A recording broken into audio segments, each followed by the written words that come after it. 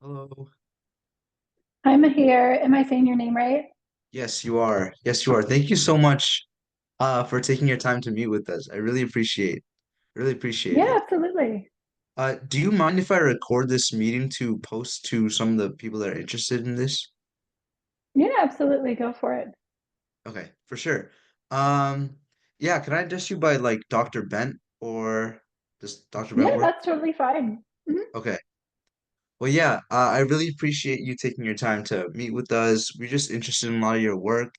Actually, one of the things that we were really interested in were your balancing of your different hobbies, like running and AI and all this stuff. So we personally are an AI club. We're a high school AI club in New Hampshire, near Boston area. Um, and yeah, we just find your work interesting and just want to learn more, kind of. Amazing. Yeah, absolutely. So, where would you like to get started? I'm guessing you probably have a list of questions that you want to go Yeah. through. Is there Mhm. anything to do to get started on that? Sure. Yeah. So, maybe we could start by, could you maybe tell me a little bit about yourself and your journey in computer science and AI? Yeah, absolutely. I would say my journey is a little bit non-traditional. When I was in high school, AI wasn't really talked about except in science fiction. Data science was not on the list of possible jobs. So definitely a little bit more non-traditional than maybe one of the students in the AI club who's thinking about AI right now, which is fantastic. I actually when I was in high school, I didn't really know what I wanted to do. I loved art, so I thought about going to art school. I really loved physics, so I thought about going to engineering school, and I was a nurse assistant and really liked healthcare. So I thought maybe I want to be a doctor. So it's kind of all over the place. And I ended up going into biomedical engineering because as a nurse assistant, I worked at an Alzheimer's clinic and then a home for children with cerebral palsy. And so I worked with them and I saw all these problems all around me. So, like, wheelchairs that didn't really work, alarms that would fall off. And I was like, there's a lot of engineering that can be done here to really help people. And so I went into biomedical engineering for my undergraduate degree, which was fantastic. Absolutely enjoyed the program. Coming out of it, I knew I didn't want to go down the MD route. I decided to go the PhD route. First, I got a master's in neural engineering. As an undergraduate, I did a ton of research in wearables, building hardware for asthma and sleep. And one of the things that I was so interested in and passionate about was the brain. So I went and did a master's in neural engineering, and specifically doing a thesis on spinal cord stimulation, a closed loop feedback system. During the process of that, I got really interested in computer science, algorithm development, because I had to build this closed loop feedback system. I got really into it and I decided to kind of transition my PhD from neural engineering to machine learning, and specifically focused around healthcare. And so I did my PhD in discovering digital biomarkers from wearable sensors using machine learning algorithms. So that's kind of where my academic journey. What was really interesting then was towards the end of my PhD, I joined a consulting group called Edge Analytics, and we did consulting with a variety of different companies, many of whom you are very familiar with, some you might not have heard of before. But did a lot of algorithm work across these different, Fortune 3 companies all the way to early stage startups. So it was a really fun and exciting way to get an introduction to a lot of different forms of AI. I primarily worked with time series data and wearable sensors. And so I was able to branch out and do NLP and computer vision, recommendation systems, and really learn a lot about that, which was really cool. And the kind of the full story moment, I worked on a product called Psionic, and we built algorithms for a device, a rehabilitation tool that is a leg sleeve. And so this leg sleeve has functional electrical stimulation in it and has a bunch of sensors. We help develop algorithms to help people walk using this device, which was really cool. And one of the patient populations was people with cerebral palsy. So one of the things that machine learning enabled for me was to go from, thinking that I wanted to fix wheelchairs to then actually helping people walk. with cerebral palsy, which was just amazing. So it's kind of a very long-winded journey in machine learning and AI. I joined Duke in January, and I've been a professor there since. That's amazing. I think that's really almost like inspiring. I think it's really you said it, full circle moment. I think, your work at the Alzheimer's facility and, starting there and then working all the way to helping people walk. It's amazing journey. Um, so I think one question I have stemming off that is like, would you say there was maybe a moment or, something that really shape the trajectory of your career, like going from, the general idea of machine learning, and I know you were initially interested in biomedical, and then you combined the two interests. Would you say that there was like maybe like one or two instances that really, really pointed you on the path that you're on right now, or would you say it was more like a gradual process? It's a great question. I would definitely say it's more of a gradual process. I couldn't pinpoint it to an exact moment. I think I had learned programming in undergraduate, but I hadn't learned Python. And I think learning Python was one of those things that it was like kind of an aha moment because it's so flexible as a language and you're able to do so many things with it and build so many things that with previous programming language, I hadn't had that flexibility before. So that was definitely one thing that it was really exciting once I, started really getting into Python. So I would say that was like, one of those moments, but it was really gradual, that Right. process. Mhm. For sure. Yeah, I think that's really interesting. So maybe we can like take like a little bit of a look into some of your research that you've done. So I don't know if there's maybe one paper that we were interested in was your recent work on, like, I think it's titled Semantic Approach to Quantifying the Consistency of Diffusion Model Image Generation. So I think you already know the title. I don't need to tell you, but um It's a I good was wondering if reminder though, because it's so long and wordy. yeah. Mhm. So I was wondering if that's something that you think would be interesting, or if there's, any paper that you're really passionate about.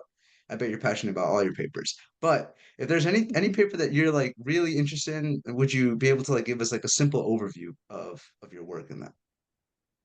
Yeah, absolutely. So, I mean, we can dive into this paper. It is the most recent. It's a short paper, so easy for anybody watching this to just go and review it yourself. But the idea here actually came from the consulting world, where I was working with a lot of clients who wanted to use image generation models, like diffusion models, in their applications, in their products. And they were coming to me and saying, what model should I use in order to have the most consistent results? For their specific applications, they didn't want a lot of creativity. They wanted Yeah, high consistency. So you put in the same prompt every time, and you would like it to ideally have very similar responses.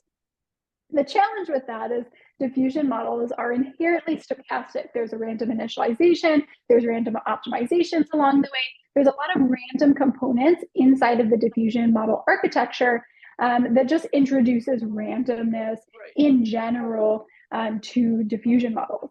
And so I had, two pieces of bad news for my consulting clients. I was like, well, their diffusion models are stochastic. You're not going to get the same thing over and over. And second, there's actually no current way to evaluate how consistent the output is from these models. And we know that different architectures have different levels of consistency. They have different amounts of randomness in their model architectures and optimization structures. And so I went about building out this evaluation criteria so that you can actually evaluate how consistent the output of a model is. And we're using a multimodal embedding model called CLIP in order to basically embed all of these different pairs, evaluate them. And what we found was very high consistency with human annotations. So if you look at the model's output for the highest consistency image, you'll see that it's very similar to the one that humans labeled as the most consistent. And sure. that is the vast majority of the time. So it's a very intuitive evaluation metric that people can understand and is very strongly correlated with how we think of consistency when we think of images. Because it is a hard concept to quantify, right? And Right. so having an intuitive score, that's what the paper is about. And I think that's the value add of having an evaluation metric like this. Right.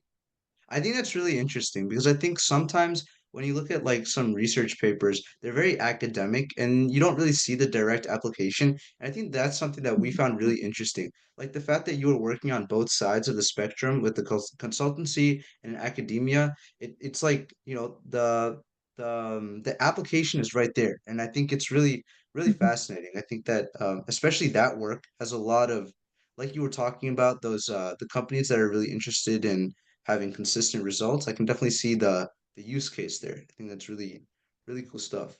So, Yeah. maybe if you could speak to some of like the challenges that you tackled during the process and how you overcame them and some of your findings from that.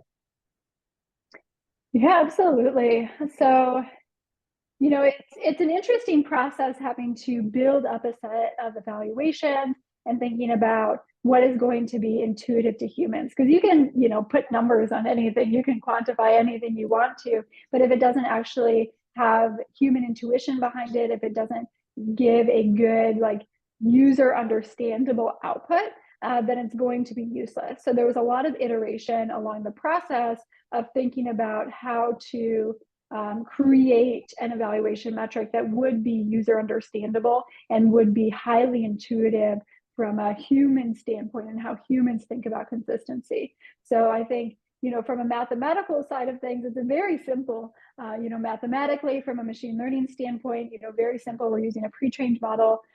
So, everything was quite simple from that point of the research. So I think the most complicated part was really making sure that it was tied back to that human understanding. And that's something that is really important to me. I do a lot of work with responsible AI and thinking about how do we make systems that work well with humans, right? Right. I think that's really important, having that human understanding and then being able to go back and forth between human and machine, I think is incredibly important. And so having some of these evaluation criteria are one of the first steps we can take towards more responsible AI. For sure. Intuitiveness always plays like a big role, especially I think Mhm. like when you think of like models, I think one of the first steps to getting them like dissipated and accepted by like the wider community is like a person who's not as knowledgeable about the topic being able to like really simply understand the idea and like the process going on behind it. So I think that that's really an important aspect. I think that's really cool how you always made sure that that no matter how complex, which I think in your case was simple, I think we found, but it was always tied back to the human aspect. I think that's kind of also um maybe like a trend. Typically the simple metrics are the ones that provide the most value. Absolutely. Yeah, I talk about it a lot. It's the Occam's razor, which basically says the simplest approach is usually the best approach. So if you think about, to provide an example for those of you who don't know what Occam's razor is, you're sleeping in bed at night and you hear a sound in the middle of the night. And one hypothesis is that your cat knocked something off the table. And another hypothesis is that aliens have landed on your roof or are now invading your house, right? The simplest approach, the simplest idea is that your cat knocks something off the table. That's the one you should go with because it's the most likely.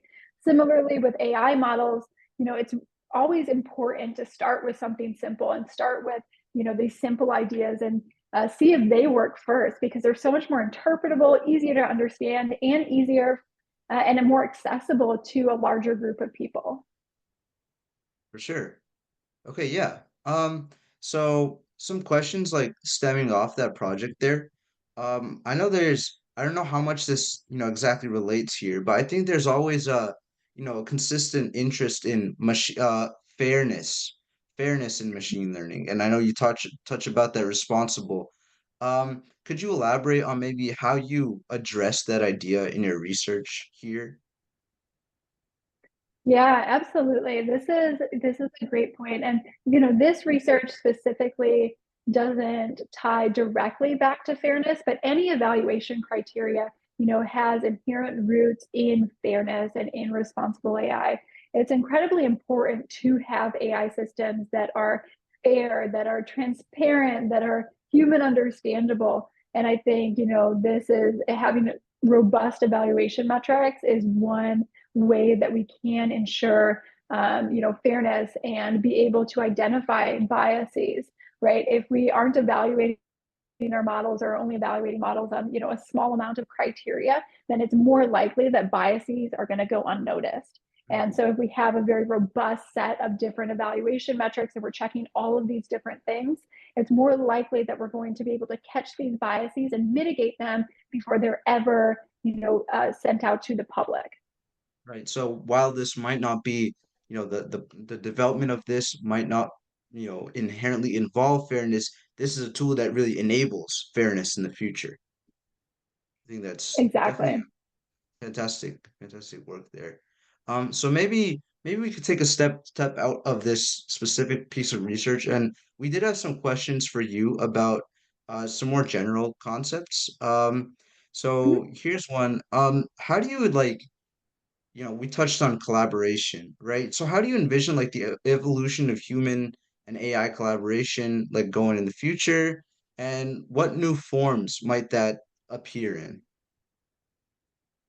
Yeah, this is a fantastic question. I think we're just starting to scratch the surface on what it means to have relationships with these technology, working relationships, right? In some cases, personal relationships, right? Some people are using these chatbots to combat loneliness and to, help their mental health. So I think it's really interesting that we're starting to see a lot of these emerge and almost emerge organically, right? I think a lot of people put out these like tools and these algorithms and didn't necessarily think that they would have as much public adoption, but also not as much, public engagement, really, right? I think there's a lot of engagement with this technology because it does feel very human. And Right. I think that's the big, key, especially large language models. They feel very human when you're talking to them, and they're getting better and better at seeming more human. I think one big thing is going to be AI that can detect emotions and can Right. respond based on emotions, right? And have some of that. I don't want to say empathy. That's a hard thing to say that a machine could have and it Right. could achieve. But to have like pseudo empathy and Hmm. be able to integrate that into its responses and its output. I think that's one really interesting thing. There's a lot of multimodality, right? We're starting to see this Right. emerge with not just text, but now images and some, voice detection where you can talk, you can actually speak to a model and have it speak back to you in voice.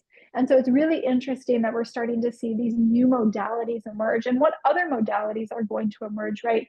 I think a lot about embodied AI, right? Is having AI within some kind of body or some kind of physical thing. And this might not be like a Terminator like robot that you might like Right. have in your head, Right. but it could be like, a little box on your desk that has like little lights and it can like play like little like tunes and like play music and lights when it senses that you're Sure. feeling Mhm. sad and that kind of thing. So having, a physical appearance, like some kind of physical embodiment of the AI, I think is something that we're going to see more and more in the future. Right. Maybe tangentially related, but I noticed that you did a lot of work with like wearable Mhm. technology. So I think that it definitely connects. I definitely see like, little Alexa on your wall, like with a smiley face and it's talking to you like that. That would be It's definitely a future that we can see. So maybe a question that might be more like related to you specifically, like as a consultant, right? As someone working in both the professional and academic fields, how do you envision like your own role changing as AI becomes more smarter? Because, if I want to go ask a question, right, like how should I do this? I'll ask ChatGPT. So I mean, I'm wondering how you think your role would change or how the role of a consultant would alter. Yeah, this is a fantastic question. So let's first tackle it from the professor side of things, right? We're starting to see a lot of AI integration into tools. And I think this is, very exciting because it's just going to allow us to learn things faster and augment our learning so we can learn even more, right? So I don't really see this as, kind of education will fall by the wayside because people will be able to ask any question of ChatGPT. I think this is a way of like augmenting our learning, similarly to, having a calculator, how it doesn't make it so you Hmm. can't do math, right? You can Right, still do math, but it allows you to do, bigger computations, and it allows you to learn calculus in high school, whereas previously people were getting to like algebra 1 in high school, right, right? right. Before calculators, because they had to, do all of this crazy stuff.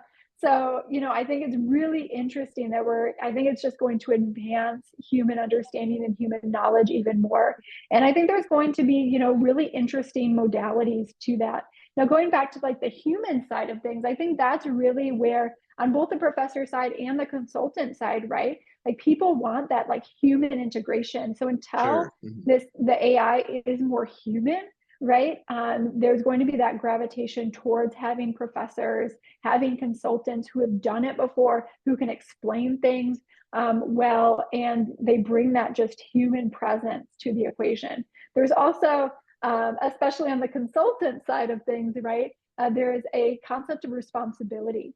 And how do Okay, you give for sure, responsibility to the AI, right? for You sure. need to have somebody who is accountable and who is responsible for the delivery of, an algorithm, let's say, or the delivery of a technical report. Right. So a human at the current moment, right? A human needs to be responsible for it from a legal standpoint, and AI cannot be responsible.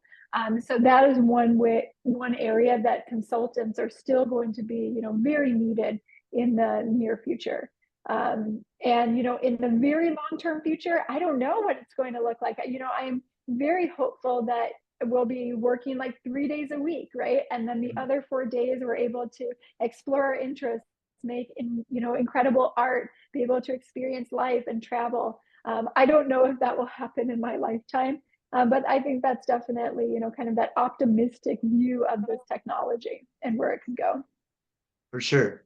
Yeah, well, I appreciate your insights here. So I think three more questions for you. I think we're gonna deviate a little bit away from both the academic and professional side. And I want to talk, about if you'd be comfortable talking about like your hobbies. I thought that they were really interesting. So the first question I had was about running, right? I used to run. I should keep running. I don't run anymore, although I probably should. So do you ever find, inspiration for work like while running or vice versa? Like maybe you want to do a run while doing AI. I'm not sure. But like how would you say like these two like aspects of your life kind of like inform each other? Yeah, absolutely. This is a fantastic question. It was actually why I started getting into data science in the beginning, was because I was doing a lot of running, a lot of like preparing for ultra marathons, and I was, had my wearables data, and Right, I was right. analyzing it using, Python to build these like small models about, predicting different aspects of my running, and optimizing my training plans. And so that's kind of, what inspired that spark, that kind of caused me to shift from neural engineering into, that PhD that was more focused on machine learning and wearables, for healthcare, because I saw great potential there, marrying those two, interests together. And then, throughout my PhD, I did a lot of running, I did a lot of ultra marathoning, and it was always like, that kind of quiet time, that you could just really think. And that's why I like to run alone a lot of the time. Mhm. I have running buddies, I love them.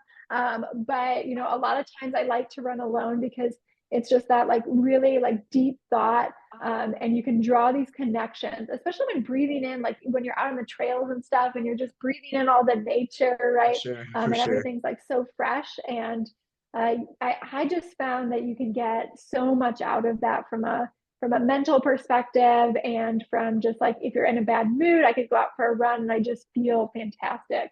it also Right. helped, whenever I went to conferences for my work, I would do a running tour of the city, which was amazing. I did 50 kilometers in Las Vegas, running around like different spots, going to the Red Rock Canyon and on the Strip. And it was just phenomenal.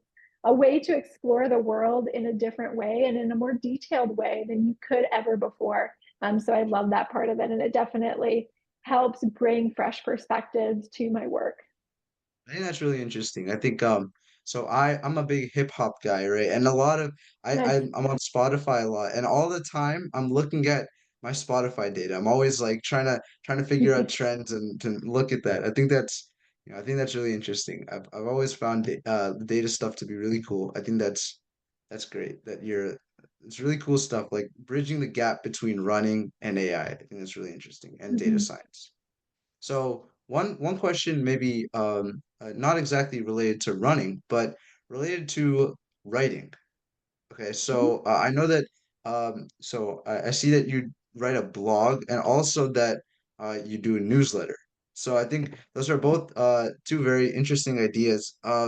And I did start. I mean, I think I tried writing some articles about some work, some projects that I was doing, but it was challenging. And I think it's definitely different. Like writing Mhm. about work is definitely different than and doing the work itself. So I was thinking a question to ask would maybe be like, your newsletter kind of like bridges the gap between complex concepts, complex, maybe fun concepts, complex concepts, and a general audience understanding. So like how has this like writing process influenced your approach to research or industry projects? That's a fantastic question. My mom was an English major, so I knew how to write from a very early age. But I also really loved it, right? I was like always writing poetry as a kid. I would write my own little books and then like illustrate them myself when I was a child. So like writing has always been a really important part of my work. And I think writing is one of the things that has augmented my work the most, which sounds really weird, especially in a day and age of like ChatGPT, where you can like type Right, something in and like get whatever you want out, or Claude or whatever. Um, but being able to get your ideas out on paper, quickly, efficiently, having that skill and capability has just augmented my career so much. The ability to write quickly, the ability to be able to, like you said, take these complex concepts and break them down in written form has been tremendously beneficial. And that's why I keep doing it, right? Is, like anything, you need to keep practicing it. right. And so I continue, practicing that effort, because it makes everything else in life way easier, right? If I have to write a statement of work for consulting, I can do that very quickly. If I have to write an assignment for my class, I can do that very quickly and efficiently and get those ideas on paper because I'm practicing it regularly. So I know, ChatGPT and Claude are out there. So a lot of people in high school may be like, oh, I don't have to write any of my essays anymore. But I Right. really do encourage you to write essays, because Mhm. even if you do have ChatGPT and Claude, um, there's just something different about a human writing it, right? Right. And with all of the new techniques coming out around watermarking and fingerprinting, at some point we will have algorithms that can detect when ChatGPT or Claude or any of these generative Right. AI are used. So, Mhm. I think it is also good practice to just stay in the practice of writing. I mean, I think definitely some high schoolers have that impression, but I'm a rising senior, so I'm applying to colleges this year, and I think everyone is straying away from using ChatGPT to write their essays. No one's really Look at working on that. So I think there's definitely a different level of emotion that you can get when you write it. Like you can connect absolutely. connect way better with the reader if you write it. So yeah, that's definitely Absolutely. And it's like, and writing is such a personal thing, right? Like it helps you grow as a human when you write, especially as a senior and you're writing all these personal statements for colleges. right, Like you right. really have to think about who you are, right? Hmm. Like what has made you into the person you are today and what kind of person you want to become someday. And I think that is so great because, it's just kind of that part of like becoming human. And I mean, we're all becoming human, right? Like that's like the whole process of life is just like becoming a human. So I think that definitely rings true. Yeah, for sure. I think so that's all the questions that I had for you. Actually, one more. So from your perspective, right, as a professor, consultant, going through grad school, uh we had one of the questions we had was, what kind of advice would you give for an aspiring student who would be interested in pursuing a career in maybe like in AI, in consulting, or even like the bridge between like you work on. Yeah, absolutely. Learn how to program, learn how to code. I think, I know some people are saying like, don't learn how to code because the AI can code. Definitely learn how to code because that's another, it's just like writing, right? It's like another way of like thinking and transforming your ideas into something real. And so Right. highly recommend that. It also gives you like a lot of like power, like you feel very powerful when you write code and you create something that wasn't there before. I think that's really cool. Similarly with writing. So I definitely recommend learning how to program and learning best practices, right, on how to do things. Very important. I would say being curious and following your curiosity. Don't do something that your mom wants you to do or your grandpa wants you to do or your best friend is doing, right? Like do something that makes you curious and makes you, want to keep investigating and exploring. And when you're not curious about it anymore, switch and do something else. You're definitely not set in stone on what you have to do, right? Like I said, when I was in high school, data science was not a career. AI was in science fiction books, right? So the job that you may have in 10 years might not exist right now. And I think that's really important to like keep that in your head as you're like, life is about exploration, explore what you're curious and what you're passionate about. And as you're thinking, especially about, college and what major you want to do, and there's all this pressure about choosing the right major. There is no right major. I will just tell you that now. There are people I know who are amazing at machine learning that, started in civil engineering or started in psychology or neuroscience, right? Like it is totally fine to do anything you want for your major. You can do anything with any degree. So straight up, as you're all thinking about these majors and stressing about them, don't stress too much. Just follow what you're curious about and what you're passionate about, and that will lead you to the next thing you're passionate about. And that is the biggest advice that I can give high school students is just Sure. follow your curiosity, follow your passion, and go for it. And if you don't have a passion, because I know some people are like, I don't have a passion, then just follow something that is like interesting to you. Right? Just something that's interesting. You don't have to like, have your whole soul in it, but just something that is intriguing. And you're like, huh, I want to know more about that. Follow that. Right. Just always be curious. Exactly. Stay curious. Right. Sure. So we really appreciate your time. Thank you so much for speaking with me. I loved all your insights there. Yeah, and if you had no more questions for us, I think that's pretty much it.